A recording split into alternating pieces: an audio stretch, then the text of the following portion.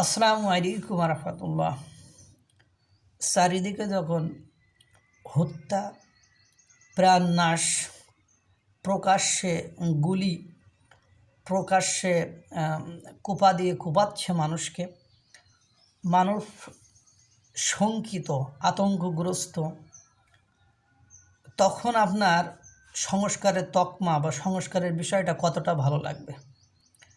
5ই আগস্টের পরে প্রায় 6 মাস হয়ে গেল, আজও পর্যন্ত সংস্কারের কোনো নমুনা আমরা দেখি নাই, বা একটা সেক্টরে কোনো ডেভেলপ হয়েছে আমরা সেটা দেখি নাই।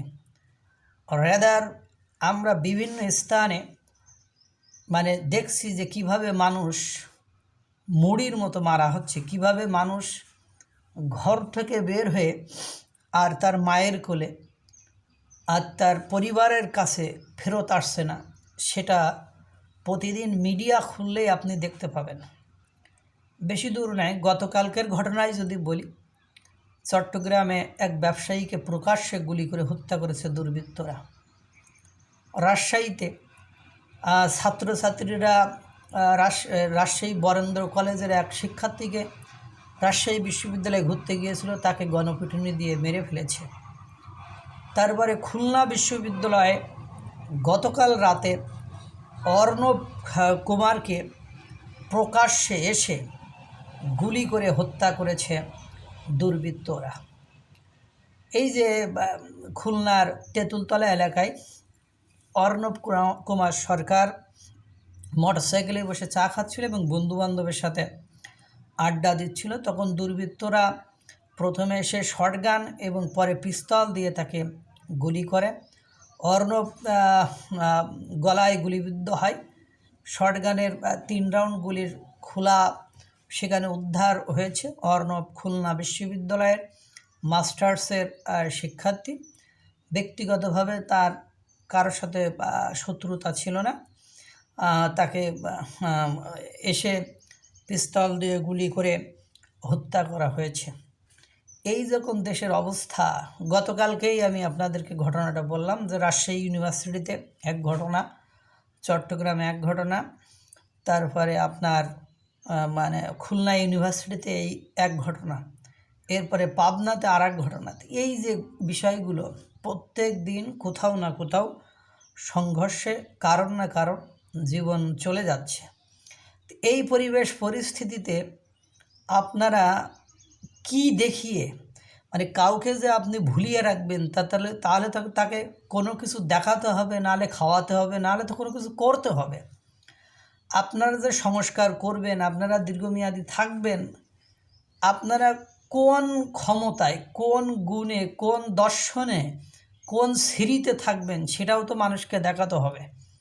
দেশের পরিবেশ পরিস্থিতি, আইন শৃঙ্খলা, দ্রব্যমূল্যের ঊর্ধ্বগতি সহ প্রত্যেকটি সেক্টরেই আপনার অরাজকতা, নৈরাজ্যতা চলছে এবং আপনারা সংস্কার করতে চাচ্ছেন, আপনারা কোনোদিন সংস্কার করতে পারবেন না। এখন যদি আমি এত শক্তভাবে কেন বললাম এ কারণে, আপনি একটা বড় অংশ জনগোষ্ঠীকে, যেমন আপনি বাংলাদেশের 30 মনে করেন 1 কোটি যদি লোক থাকে, আপনি 35 লাখ লোককে আপনি সাইড করে ফেললেন যে এই সাইডের লোকদেরকে আমি কথা বলতে দেব না।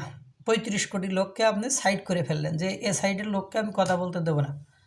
আপনি এই 35 কোটি লোকের যারা ব্যবসায়ী ছিল তাদের প্রতিষ্ঠানগুলোকে বন্ধ করে দিয়েছেন, অথবা তারা যারা লিডার গ্রুপে ছিল তারা পালিয়ে গিয়েছে, তাদের প্রতিষ্ঠানগুলো বন্ধ হয়ে গিয়েছে এবং ওই প্রতিষ্ঠানে কর্মরত প্রায় 1 কোটি মানুষ তারা ওই প্রতিষ্ঠানে কর্মরত ছিল এবং সকলেই যে ওই গ্রুপের বা ওই দলের তা কিন্তু নয়। এই 1 কোটি মানুষ আজকে কর্মহীন হয়ে রাস্তায় বসেছে, তারা তো আর বসে থাকবে না। তো এই যে প্রায় এতগুলো মানুষ কর্মহীন, একটা দেশের 1 কোটি মানুষের ভেতরে 35 থেকে 40 কোটি মানুষ অশান্ত, তারা অস্থির, তাদের জীবনের কোনো ভবিষ্যৎ নেই, আগামী ভবিষ্যৎ তাদের অনুজ্জ্বল, তারা সবসময় নিরাপত্তাহীনতায় ভুগতেছে। এই মুহূর্তে আপনি যখন সংস্কারের তকমা দিবেন, তখন এরা তো আপনার ব্যাগড়া দেবে, এটাই তো স্বাভাবিক। কারণ প্রতিহিংসা করে আপনি কখনো ভালো কাজ করতে পারবেন না। কারণ আপনি যাকে হিংসা করলেন সে তো আপনার ভালো কাজ হোক খারাপ কাজ হোক আপনার বিরোধিতা করবে, এটাই স্বাভাবিক। তাদেরকে কোনো স্কোপ দিচ্ছেন না, তাদেরকে সব দিক থেকে দূরে রাখতেছেন, তাদের আপনি মামলা বাণিজ্য দিচ্ছেন, মামলা দিচ্ছেন, অনর্গল মামলা হচ্ছে, কারণে অকারণে বিনা কারণে মামলা হচ্ছে, নাম শুনলেই আপনি তাদেরকে মামলা দিচ্ছেন, তাদেরকে বিভিন্নভাবে অপদস্থ করছেন, নির্যাতন বা নিপীড়নের সম্মুখীন করছেন। এই ধরনের পরিবেশ পরিস্থিতিতে তারপরে আপনি তারা যাকে আইডিওলজি হিসাবে মানে তার ঘৃণা স্তম্ভকে তাতে জুতা নিক্ষেপ করছেন। এই কর্মকাণ্ড দিয়ে আপনি কিভাবে আশা করেন যে আপনাকে তারা শান্তভাবে থাকতে দিবে? এবার আর নেবার এটা কখনোই সম্ভব নয়।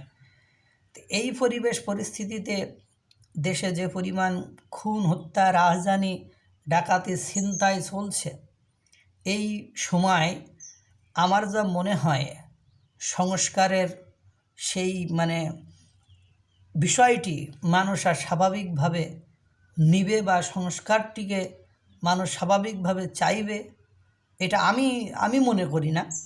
এখন আপনারা কিভাবে মনে করেন আমি জানি না, এটা আমার ব্যক্তিগত মতামত। দ্রুত যদি এই বিষয়টি আপনারা মাথায় না নিয়ে আসেন তাহলে দেশ আরও নৈরাজ্য, হতাশা এবং অকল্যাণকর পরিবেশের দিকে চলে যাবে, পরিস্থিতির দিকে চলে যাবে। আল্লাহ তাআলা সকলকে ভালো রাখুক, সুস্থ রাখুক। আসসালামু আলাইকুম ওয়া রাহমাতুল্লাহ।